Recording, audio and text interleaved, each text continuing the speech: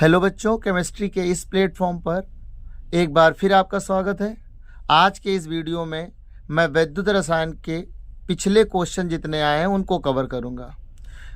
अतः यह video exam की दृष्टि से आपके लिए बेहद इम्पोर्टेंट होने वाली है। पेन और कॉपी लेकर बैठ जाइए। यदि आप मेरे चैनल पर नए हैं तो इसे सब्सक्राइब कर दीजिए, साथ में बेल आइकन को प्रेस कर दीजिए ताकि हम जब भी वीडियो अपलोड करें उसका नोटिफिकेशन आपको आसानी से मिल जाए। चलिए स्टार्ट करते हैं। यदि वीडियो पसंद आए तो लाइक करिए और अपने दोस्तों को शेयर कीजिए। आज हम चैप्टर लेने वाले हैं विद्युत रसायन।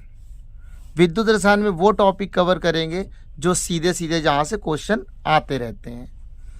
चलिए, सबसे पहले हमने लिया है विद्युत अपघटनी विलयनों का चालकत्व, यानी विलयनों का चालकत्व।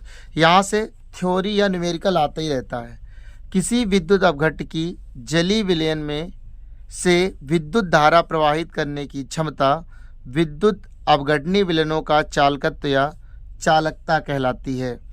अगर कोई विद्युत अपघट्य है, उसके जलीय विलयन से जितनी ज़्यादा धारा बह सकती है उसकी यानी क्षमता ही क्या कहलाती है? चालकता कहलाती है। इसे सी से प्रदर्शित करते हैं, सी से प्रदर्शित करते हैं, सी से प्रदर्शित करते हैं। अगर इसे कैलकुलेट करना तो हम ऐसे भी बोल सकते हैं, प्रतिरोध का व्युत्क्रम, प्रतिरोध का व्युत्क्रम चालकता कहलाता है।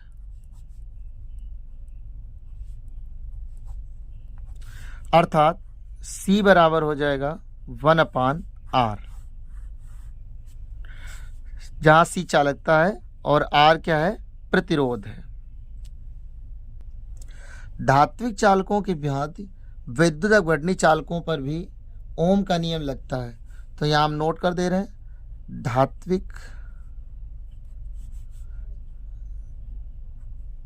धात्विक चालकों के समान ही ओम का नियम,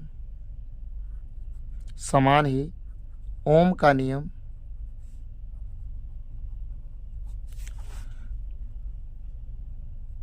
विद्युत अपघटनी चालकों पर भी लागू होता है। ओम का नियम क्या होता है? ओम का नियम ये कहता है कि अगर किसी चालक में धारा प्रवाहित की जाए तो उसके सिरों पर लगने वाले विभवांतर तथा बहने वाली धारा, उसके सिरों के बीच बहने वाली धारा समानुपाती होती है, यानी V समानुपाती हो जाएगा I के। ऐसा आप फिजिक्स में पढ़ते हैं। चूँकि चालक पढ़ रहे हैं, चालक के बारे में पढ़ रहे हैं, इसलिए यहाँ पर आपको मिल जाता है। अगर हम यहाँ से समानुपाती का चिन्ह हटाएं तो ये आ जाएगा V बराबर IR, जहाँ R एक नियतांक है जिसे प्रतिरोध कहते हैं।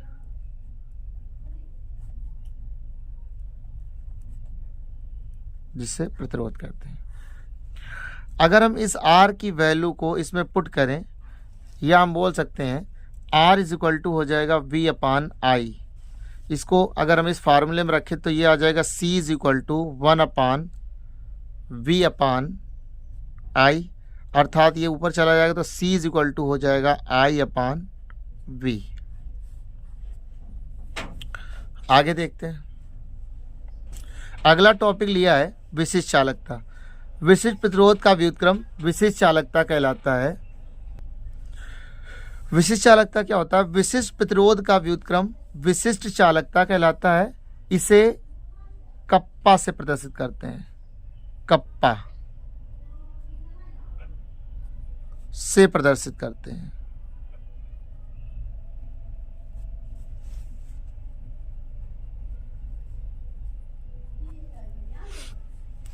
कप्पा बराबर होता है विशिष्ट चालकता कप्पा बराबर आ जाएगा 1/ρ, जहां रो क्या है, विशिष्ट प्रतिरोध है। कप्पा बराबर 1/ρ। आगे देखिए, अगर हम रो की बात करें, रो कैसे फाइंड करते हैं, जो प्रतिरोध होता है R वो समानुपाती होता है चालक की लंबाई के, या अगर आप विद्युत अपघटनी चालकता देख रहे हैं तो इलेक्ट्रोडों के बीच की दूरी के समानुपाती होता है। अर्थात अगर कोई सेल है तो उसके बीच जो इलेक्ट्रोड लगे हैं उनकी बीच की दूरी के समानुपाती होता है। अगर दूरी बढ़ाई जाएगी तो प्रतिरोध बढ़ेगा, दूरी घटाएंगे तो प्रतिरोध घटेगा। ये जो दूरी है इसके समानुपाती होता है प्रतिरोध। तो इसको इक्वेशन दे दिया फर्स्ट। दूसरा होता है जो प्रतिरोध होता है वो इलेक्ट्रोड की अनुप्रस्थ काट के क्षेत्रफल के व्युत्क्रम के बराबर होता है, व्युत्क्रमानुपाती होता है। इसको दे देंगे समीकरण 2। ए क्या है, सेल का अनुप्रस्थ काट का क्षेत्रफल है। अगर हम समीकरण 1, 2 को सॉल्व करें, समीकरण 1 व 2 से, तो ये R समानुपाती हो जाएगा। अगर ये पक्ष बराबर तो इनका मल्टीप्लाई हो जाता है, ये आ जाएगा L × 1/A, या R इज जब समानुपाती का चिन्ह हटाएंगे तो यहाँ पर आ जाएगा L/A, जहाँ एक नियतांक है, जिसे विशिष्ट प्रतिरोध कहते हैं,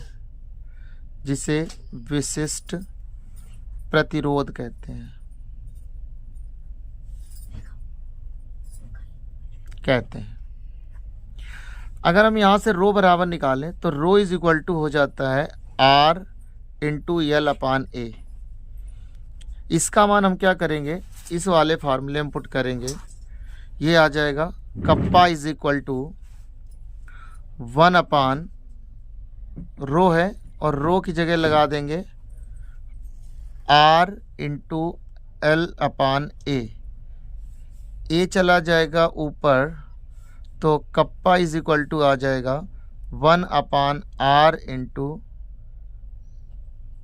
A/L।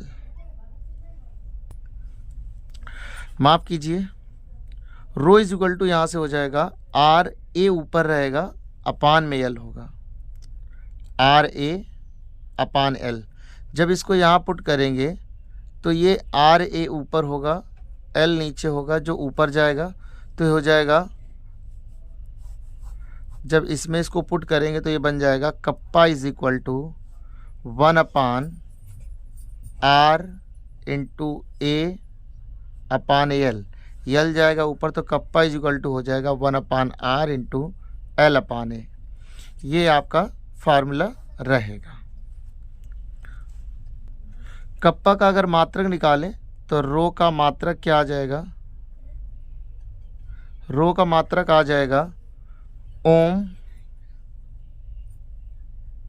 Metre inverse centimetre inverse.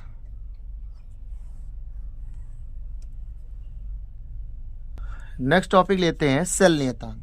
Cell नियतांक क्या होता है, जो हम लोगों ने लिखा था सूत्र अभी निकाला था, कप्पा बराबर 1/R × L/A में जो L/A है में L/A सेल नियतांक कहलाता है।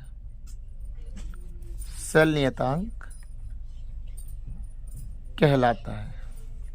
क्यों कहलाता है, किसी भी सेल के लिए जो उनके इलेक्ट्रोडों के बीच की दूरी होती है वो निश्चित होती है, नियतांक होती है, तथा जो अनुप्रस्थ परिच्छेद होता है इलेक्ट्रोड का वो भी फिक्स होता है। अर्थात L/A पूरा नियतांक है, इसलिए इनको क्या कहा जाता है, सेल नियतांक कहते हैं। तो इसको हम क्या लिख सकते हैं, कप्पा बराबर 1/R × सेल नियतांक, और सेल नियतांक को हम लिख दे रहे हैं x से, या इसको अगर अपने हिसाब से लिखना चाहो तो ये हो जाएगा सेल नियतांक बराबर कप्पा इंटू आर, या इसको लिख सकते हैं विशिष्ट चालकता इंटू प्रतिरोध। विशिष्ट चालकता इंटू प्रतिरोध। अगर हम सेल नियतांक का मात्रक यहीं पर निकाल लें, सेल नियतांक का मात्रक ये हो जाएगा लंबाई यानी सेंटीमीटर या मीटर अपान सेंटीमीटर स्क्वायर, स्क्वायर से कट जाएगा तो आ जाएगा सेंटीमीटर इनवर्स। Centimetre inverse. आगे देखिए, नेक्स्ट टॉपिक है तुल्यांकी चालकता। तुल्यांकी चालकता क्या होता है? किसी विलयन के एक निश्चित आयतन में उपस्थित विद्युत अपघट्ट के 1 ग्राम तुल्यांक में उपस्थित आयनों की चालकता उसकी तुल्यांकी चालकता कहलाती है। किसी विलयन के एक निश्चित आयतन में उपस्थित विद्युत अपघट्ट के 1 ग्राम तुल्यांक में उपस्थित आयनों की चालकता उसकी तुल्यांकी चालकता कहलाती है। इसे लैम्डा EQ से प्रदर्शित करते हैं।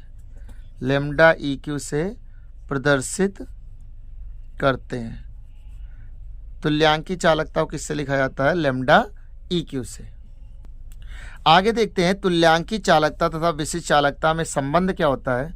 किसी विद्युत अपघट्ट की तुल्यांकी चालकता का मान उसकी विशिष्ट चालकता तथा 1 ग्राम तुल्यांकी विलयन के घन सेंटीमीटर में आयतन के गुणनफल के बराबर होता है। अर्थात ये बन जाएगा तुल्यांकी चालकता लैम्डा EQ बराबर विशिष्ट चालकता कप्पा इंटू आयतन VQ, यानी ये घन सेंटीमीटर में आयतन है। आगे, यदि विलयन की सांद्रता C ग्राम तुल्यांक प्रति लीटर हो, C ग्राम तुल्यांक प्रति लीटर हो, तो तुल्यांकी चालकता लैम्डा EQ बराबर हो जाएगा कप्पा इंटू 1000 बटे C। एक तो ये फार्मूला रहेगा कि अगर ये जो सांद्रता दी गई है C वो ग्राम तुल्यांक प्रति लीटर में हो, और जहाँ जो सांद्रता C ग्राम प्रति तुल्यांक प्रति लीटर है वो क्या होती है? नॉर्मलता होती है, जो कि किस में होती है? ग्राम तुल्यांक प्रति लीटर। ग्राम तुल्यांक प्रति लीटर। तो इसको जब यहाँ लगा देंगे तो फार्मूला बन जाएगा लैम्डा EQ बराबर कप्पा इंटू 1000 बटे N। ये मोस्ट इम्पॉर्टेंट फार्मूला है, जहाँ से न्यूमेरिकल बन जाता है। यहाँ से और ज़्यादा इम्पोर्टेंट रहता है इसका मात्रक। तो लैम्डा EQ का अगर हम मात्रक निकालें, लैम्डा EQ का मात्रक हो जाएगा कप्पा का मात्रक जो होता है ओम इनवर्स सेंटीमीटर इनवर्स बटे में ये आ जाएगा ग्राम तुल्यांक बटे लीटर होना चाहिए, लेकिन ये घन सेंटीमीटर में आयतन हो जाएगा तो ये हो जाएगा सेंटीमीटर का क्यूब। घन सेंटीमीटर ऊपर जाएगा तो ये बन जाएगा लैम्डा EQ बराबर ओम इनवर्स, और जब ये सेंटीमीटर के ऊपर जाएगा इससे एक पावर घट जाएगी तो सेंटीमीटर स्क्वायर, और ग्राम तुल्यांक को ऊपर ले लो तो बन जाएगा ग्राम तुल्यांक इनवर्स। ग्राम तुल्यांक इनवर्स, या इसको लिख सकते हैं, इसके जगह सीमेंस हो सकता है, सीमेन सेंटीमीटर स्क्वायर ग्राम तुल्यांक इनवर्स। ग्राम तुल्यांक इनवर्स, ये मात्रक बहुत इंपॉर्टेंट है, ध्यान से इसको देख लीजिए। फिर से एक बार देखिए, हमने क्या किया, जो तुल्यांकी चालकता होता है विशिष्ट चालकता और 1 ग्राम तुल्यांकी विलयन के घन सेंटीमीटर आयतन होता है तो उससे गुणा करा दिया। अगर हम विलयन की सांद्रता मान लें कि सी ग्राम तुल्यांक प्रति लीटर है तो फार्मूला निकल के आता है लैम्डा EQ बराबर कप्पा इंटू 1000 बटे सी। चूँकि सी ग्राम तुल्यांक प्रति लीटर है, जो नॉर्मलता होती तो इसकी नॉर्मलता लगा दी, और नॉर्मलता का मात्रक होता ग्राम प्रति लीटर, लेकिन आयतन घन सेंटीमीटर में, तो यहाँ पर सेंटीमीटर क्यूब आ जाएगा, यहाँ पर सेंटीमीटर क्यूब आएगा, जो ऊपर जाएगा इससे घट जाएगा तो मात्रक आ जाएगा ओम इनवर्स सेंटीमीटर स्क्वायर ग्राम तुल्यांक इनवर्स। ओम इनवर्स के बराबर ही होता है सीमेन, तो सीमेंस बराबर सीमेन सेंटीमीटर स्क्वायर ग्राम तुल्यांक इनवर्स हो जाएगा। नेक्स्ट टॉपिक है मोलर चालकता। मोलर चालकता क्या होता है, 1 सेंटीमीटर की दूरी पर स्थित तथा 1 वर्ग सेंटीमीटर अनुप्रस्थ परिच्छेद के क्षेत्रफल वाले किन्हीं 2 समांतर इलेक्ट्रोडों के मध्य भरे गए विलयन में यदि 1 ग्राम मोल विद्युत अपघट्ट घुला हो तो इसके द्वारा उत्पन्न चालकता विद्युत अपघट्ट की मोलर चालकता कहलाती है। इसको लैम्डा m से प्रदर्शित करते हैं, इसे लैम्डा m से प्रदर्शित करते हैं। अब देखते हैं मोलर चालकता तथा विशिष्ट चालकता में संबंध। यदि विलयन में विद्युत अपघट्ट का 1 मोल उपस्थित है तो विशिष्ट चालकता व आयतन का गुणनफल मोलर चालकता कहलाता है। जिस प्रकार तुल्यांकी चालकता होता है उसी तरह ये मोलर चालकता होती है। तुल्यांकी चालकता में नॉर्मलता का इस्तेमाल करते हैं और मोलर चालकता में मोलरता का इस्तेमाल करते हैं। तो ये बन जाएगा लैम्डा m बराबर कप्पा इंटू 1000 बटे मोलरता। अगर हम लैम्डा m का मात्रक निकालें, यानी मोलर चालकता का मात्रक निकालें, तो ये बन जाएगा आपका ओम इनवर्स सेंटीमीटर इनवर्स अपान मोल बटे लीटर। ये भी घन सेंटीमीटर में आयतन लेना तो सेंटीमीटर क्यूब हो जाएगा। इसको जब ऊपर लेके जाएंगे तो ये बन जाएगा ओम इनवर्स सेंटीमीटर स्क्वायर, और ऊपर मोल जाएगा तो बन जाएगा मोल इनवर्स। तो ये मात्रक होता है लैम्डा m का, या फिर इसको लैम्डा m बराबर ओम इनवर्स की जगह होता है सीमेंस, ओम इनवर्स के siemens centimetre square mole inverse. ये मात्रक हो सकता है जो बेहद इंपॉर्टेंट है। नेक्स्ट टॉपिक मोलर चालकता तथा तुल्यांकी चालकता में संबंध। मोलर चालकता बराबर आपने पढ़ा है लैम्डा m बराबर कप्पा इंटू 1000 बटे कैपिटल M। इसको इक्वेशन दे देते हैं फर्स्ट। लैम्डा EQ बराबर आपने पढ़ा है कप्पा इंटू 1000 बटे n। इसको समीकरण दे दिया 2। समीकरण 1 व 2 को जब सॉल्व करेंगे, समीकरण 1 व 2 से देखिए, अगर इसको इधर ले जाएं इसको इधर ले जाएं तो ये इक्वल हो जाएंगे, यानी ये आ जाएगा lambda m into capital M is equal to lambda EQ into n। यहाँ से क्या करें, अगर नॉर्मलता को मोलरता के नीचे लेके जाएं, यानी इसको लिखें नॉर्मलता बटे मोलरता बराबर, तो ये बन जाएगा मोलर चालकता बटे तुल्यांकी चालकता। चूंकि आपने पिछले विलयन चैप्टर में ऐसा पढ़ रखा है कि नॉर्मलता बटे मोलरता जो होता है वो संयोजकता के बराबर होता है, तो यहाँ पर हम लिख सकते हैं lambda m upon lambda EQ is equal to संयोजकता।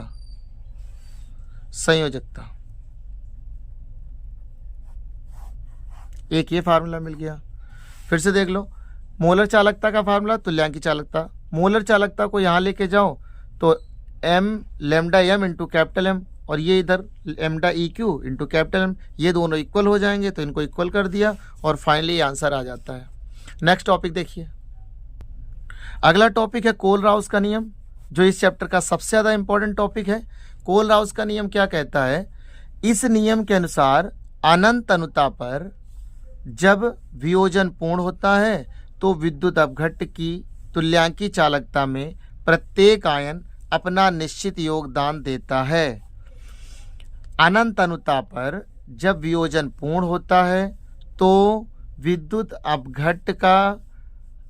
अपघट्ट की जो तुल्यांकी चालकता में प्रत्येक आयन, चाहे वो धनायन हो चाहे ऋणायन हो, अपना एक निश्चित योगदान देता है, जिसे हम लोग लिखते हैं lambda E Q infinite is equal to lambda infinite E Q धनायन का प्लस लेमडा इनफाइनाइट ऋणायन का। ये तुल्यांकी चालकता के टर्म में परिभाषा है। चाहे तो आप मोलरता के टर्म में दे सकते हैं। किसी विद्युत अपघट्ट की मोलर चालकता अनंत अनुता पर विद्युत अपघट्टों द्वारा दिए जाने वाले धनायनों तथा ऋणायनों की आयनिक चालकताओं का योग होती है। इसको हम ऐसे भी रिप्रेजेंट कर सकते हैं, lambda M infinite is equal to N plus, मतलब धनायन की मोलर चालकता प्लस ऋणायनों की संख्या इंटू मोलर चालकता। तो ये दोनों में से कोई भी एक आप परिभाषा आसानी से दे सकते हैं।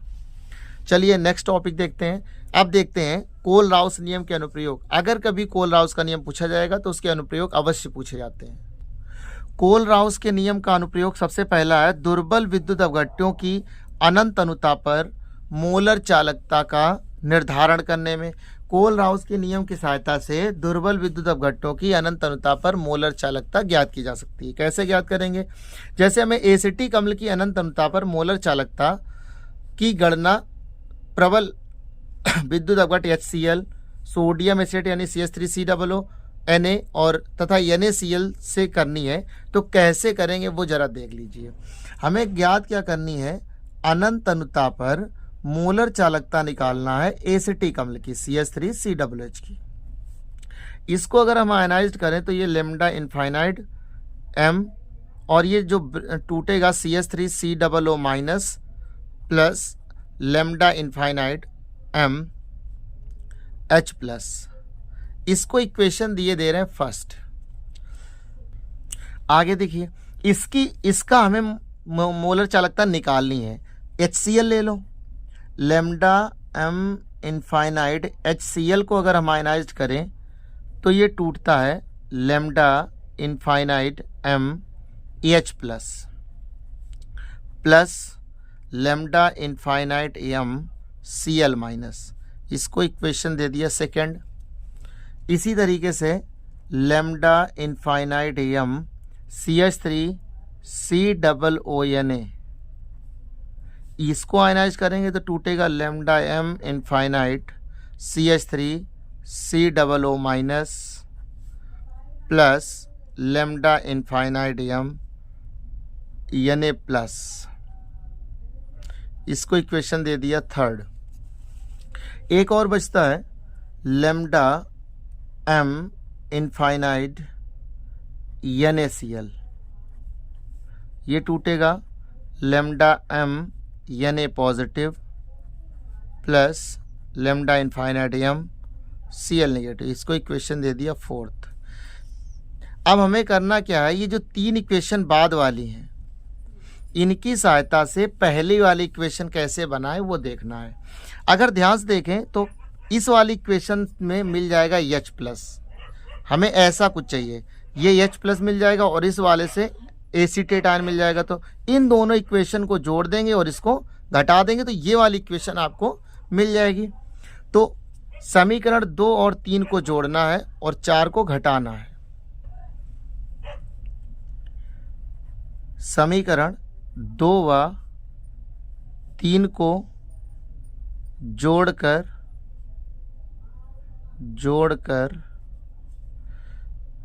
4 को घटाने पर 4 को घटा देंगे। 2 3 को सीधे डायरेक्ट जोड़ देना तो ये बन जाएगा लेमडा इनफाइनाइट M HCl, एक साइड एक तरफ जोड़ दो, plus lambda infinite M CH3COONA और ये वाली घटेगी तो माइनस हो जाएगा लेमडा इनफाइनाइट NaCl। इस तरफ देखिए ये और ये जुड़ जाएगा तो ये दोनों का जोड़ इसके बराबर है, यानी आ जाएगा लेमडा इनफाइनाइट, सीधे बना दे रहा है CH3COOH, यहाँ पर साइड में M रहेगा। अच्छा आगे देखिए, बाकी H और Cl मिलके बना लेगा, सॉरी, आपका बचा ये चला गया, ये चला गया, तो बचा NaCl और यहाँ से भी NaCl, तो लैम्डा इनफाइनाइट NaCl और माइनस लैम्डा इनफाइनाइट NaCl, ये और ये कैंसिल हो जाएगा। तो फाइनली आपको जो फार्मूला मिलेगा lambda m infinite HCl plus lambda infinite m CH3 COONA और माइनस का मिल जाएगा lambda infinite NaCl is equal to आ जाएगा लैम्डा इनफाइनाइट CH3 COOH, ये आ जाएगा। इस तरीके से हम किसी भी 3 प्रबल विद्युत अपघट्यों की सहायता से एक दुर्बल विद्युत अपघट्य की गणना कर सकते हैं। इस पर न्यूमेरिकल भी आते हैं। दूसरा अनुप्रयोग है वियोजन की मात्रा की गणना करने में। कोलराउस के नियम की सहायता से हम क्या कर सकते हैं, वियोजन की मात्रा की भी गणना कर सकते हैं। किसी भी तनुता पर तुल्यांकी चालकता तथा अनंत तनुता पर तुल्यांकी चालकता का अनुपात वियोजन की मात्रा कहलाता है। वियोजन की मात्रा को इसे अल्फा से प्रदर्शित करते हैं, अल्फा से प्रदर्शित करते हैं। अगर हम इसके लिए फार्मूला लिखें तो वियोजन की मात्रा बराबर हो जाएगा किसी भी तनुता पर तुल्यांकी चालकता बटे आ जाएगा अनंत तनुता पर तुल्यांकी चालकता, या हम इसको एक लाइन में लिखें अल्फा बराबर लैम्डा EQ ऊपर C लगा दिया अपान लैम्डा EQ अनंत लगा दिया।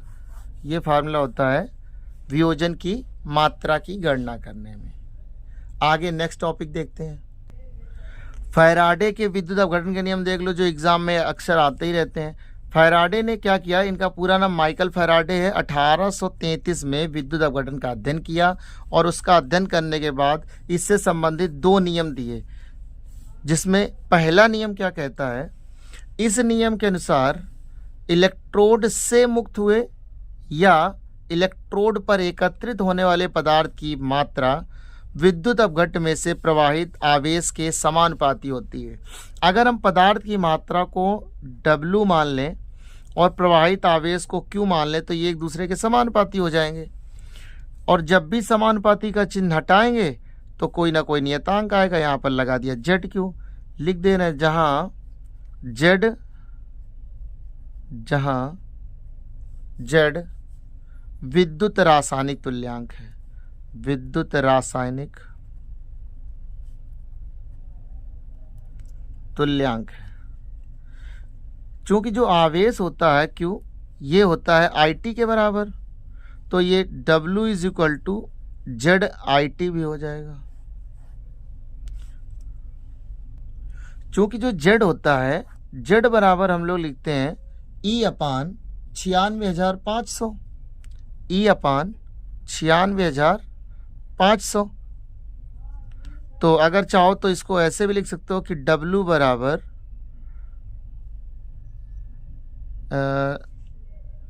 ये आ जाएगा E अपान 96,500 इंटू IT। ये है फैराडे का प्रथम नियम। चलिए अब द्वितीय नियम देखते हैं जरा।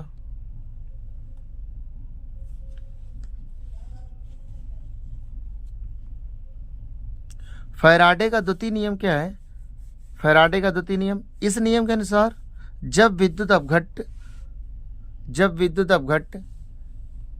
की समान मात्रा विभिन्न विद्युत अपघट्यों में प्रवाहित की जाती है, जब विद्युत धारा की समान मात्रा विभिन्न विद्युत अपघट्यों से प्रवाहित की जाती है, तो इलेक्ट्रोडों पर मुक्त मात्राएं उनकी तुल्यांकी भारों के समानुपाती होती हैं, अर्थात W1/W2 इज इक्वल टू हो जाएगा E1/E2।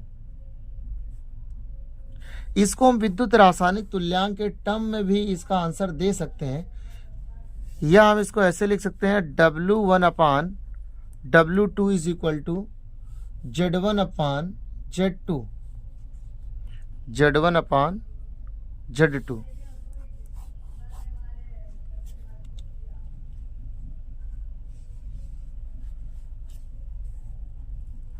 या लिख सकते हैं E1/E2 is equal to Z1/Z2। चूंकि E समानुपाती होता है Z के, E समानुपाती होता है Z के, तो E बराबर आ जाएगा FZ, जहां F फैराडे नियतांक है, फैराडे नियतांक है, और 1 फैराडे इज इक्वल टू होता है 96,500 कूलाम।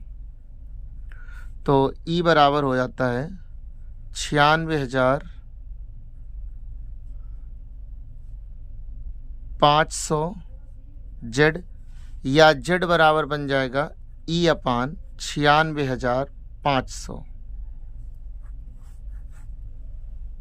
नेक्स्ट टॉपिक देखते हैं, इलेक्ट्रोड विभव। इलेक्ट्रोड विभव क्या होता है? जब किसी धातु की छड़ को उसी के लवण विलयन में डुबोया जाता है या रखा जाता है, तो धातु की छड़ विलयन के सापेक्ष धनावेशित या ऋण आवेशित हो जाती है, तथा धातु की छड़ व विलयन के मध्य एक विभवांतर उत्पन्न हो जाता है, जिसे इलेक्ट्रोड विभव कहते हैं।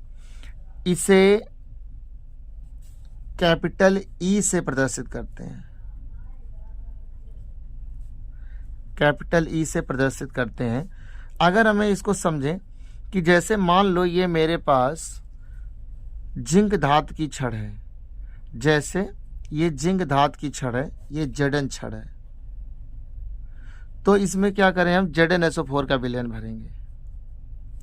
इसमें विलयन भर दिया ZnSO4 का, तो ये देखा गया है कि अधिकांशतः जो Zn की छड़ है विलयन के सापेक्ष ऋण आवेशित हो जाती है, तो विलयन कैसा हो जाएगा? धन आवेशित, जिसकी वजह से इस पर एक विभवांतर उत्पन्न होता है, जिसे इलेक्ट्रोड विभव कहते हैं।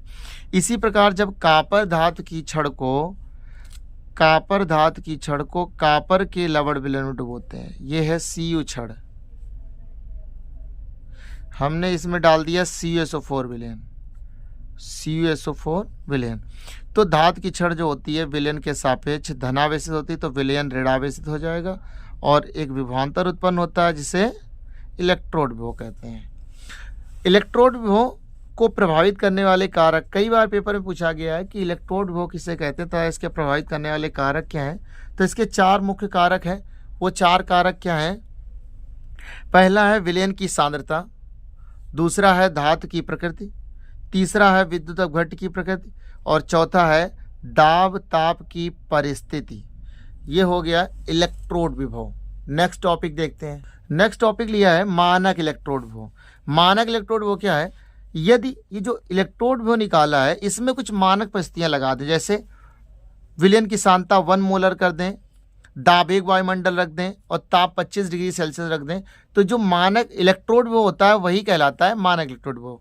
जैसा हमने यहाँ पर लिखा है, यदि अर्ध सेल अभिक्रिया में प्रयुक्त सभी आयनों की सांद्रता इकाई तापमान 25 डिग्री सेल्सियस तथा दाब 1 वायुमंडल हो, तो इलेक्ट्रोड का विभव मानक इलेक्ट्रोड विभव कहलाता है। इसे E0 से प्रदर्शित करते हैं, या फिर इसको अधिकांशतः जो मानक हाइड्रोजन इलेक्ट्रोड होते हैं वो अपचयन विभव होते हैं। ये तब तक अपचयन विभव रहेगा जब तक आपसे ये ना कहा जाए कि ये ऑक्सीकरण विभव है। आज के इस वीडियो में इतना ही रखेंगे। जो बचा है इससे रिलेटेड जो जितने न्यूमेरिकल हैं, जो भी क्वेश्चन बचे हैं, वो नेक्स्ट वीडियो में आपको मिलेंगे। तब तक के लिए मस्त रहिए, पढ़ते रहिए, और अगर मेरा वीडियो पसंद आया है तो इसको लाइक कीजिए, साथियों में शेयर कीजिए। धन्यवाद। नेक्स्ट वीडियो मिलेंगे, तब तक के लिए बाय बाय।